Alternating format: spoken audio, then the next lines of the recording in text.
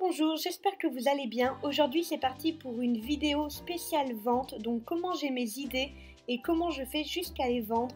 Donc vous voyez là tout de suite en fait quand j'ai une idée, et bien tout simplement je vais sur Pinterest. Donc j'avais tout simplement noté déco de Noël et je m'inspire de ce que je vois et ensuite j'en fais un croquis. Donc cette étape là je l'aime beaucoup, je trouve que ça permet de très bien visualiser ce qu'on doit faire. C'est le moment de vous amuser sur le papier, de tester vraiment ce qui rendrait bien. N'hésitez pas à bien les mettre les uns à côté des autres pour voir le rendu final des trois. Il faut toujours se dire qu'une collection peut aller ensemble. Donc on essaie, on fait des tests, etc. Moi je me suis beaucoup amusée à essayer tout ça. Et ensuite forcément je mets toujours en couleur pour voir quel rendu ça va donner tout simplement.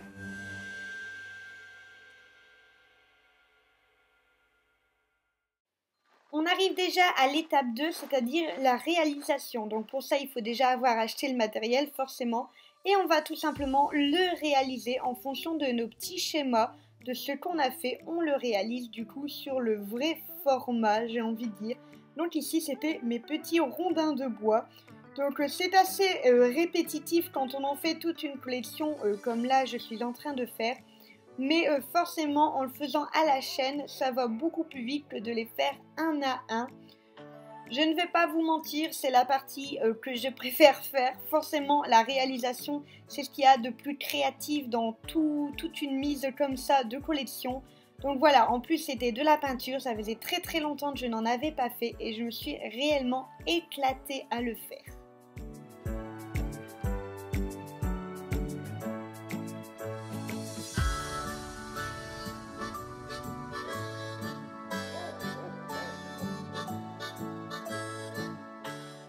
On n'hésite pas à ajouter des détails, à rendre les dessins plus fins, à rendre vraiment le tout très esthétique. Moi là, vous voyez, je mets une jolie ficelle dorée avec ma petite astuce de l'aiguille pour le faire passer dans le trou, c'est beaucoup plus simple. Donc voilà, vraiment chaque petite chose qui peut rendre ce que vous faites plus esthétique, plus joli, plus chou, n'hésitez pas à le faire. C'est vraiment ce qui met en valeur votre produit en fait.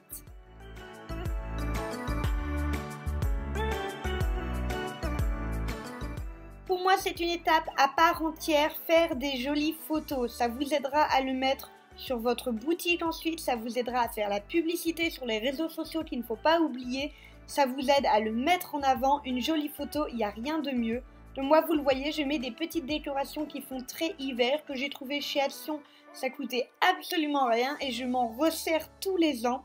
Et j'adore ce moment en fait, prendre des jolies photos, arranger pour que ça fasse vraiment joli, pour que le fond soit beau, etc. C'est vraiment quelque chose que vous devez bien prendre le temps de faire parce qu'une jolie photo, c'est ce qui va faire en sorte que votre produit se vend ou ne se vend pas.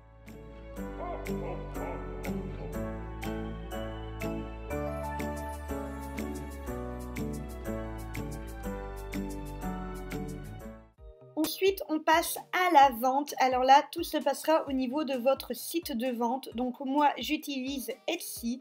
Donc on upload nos jolies photos, on fait une jolie description. N'hésitez pas à faire rêver votre acheteur.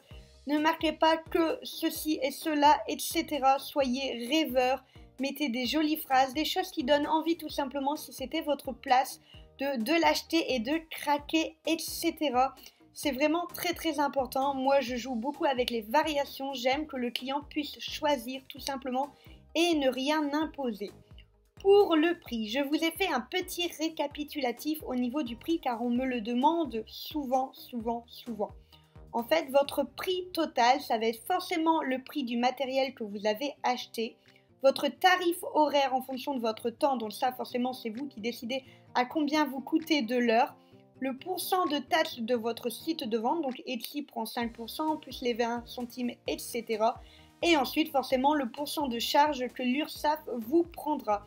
N'hésitez pas non plus à inclure les frais de port dedans, si vous voulez offrir les frais de port. Ça permet de pouvoir rentrer dans ces sous tout en faisant un frais de port offert.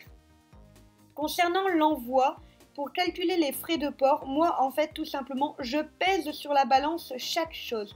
Donc là, vous le voyez, je note pour un rondin de bois combien ça pèse, puis pour 2, puis pour 3. Je fais ça jusqu'à 3 étant donné que je fais des lots et après je fais tout simplement x2. Je regarde au niveau de la poste les frais postaux en fait tout simplement et en fonction de mon grammage, eh bien on va voir mon prix.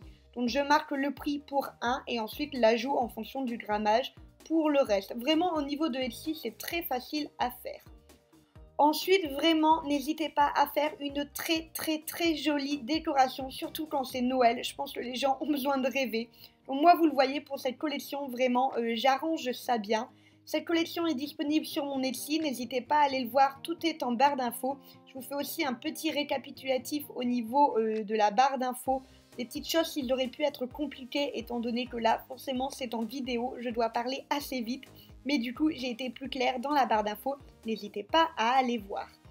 Quand on fait une vente, on n'hésite pas à mettre une petite carte avec vos réseaux sociaux, votre boutique, etc. etc. Moi, j'aime bien mettre un petit mot à la main, je trouve que c'est beaucoup plus personnel et j'adore vous faire des petits messages. Donc voilà, et ensuite, on met dans une jolie enveloppe pour ne pas que ça s'abîme. Voilà, cette vidéo est terminée. J'espère vraiment qu'elle vous a plu. Je vous attends en commentaire si vous avez des questions. Quant à moi, je vous fais des gros bisous et je vous dis à la prochaine.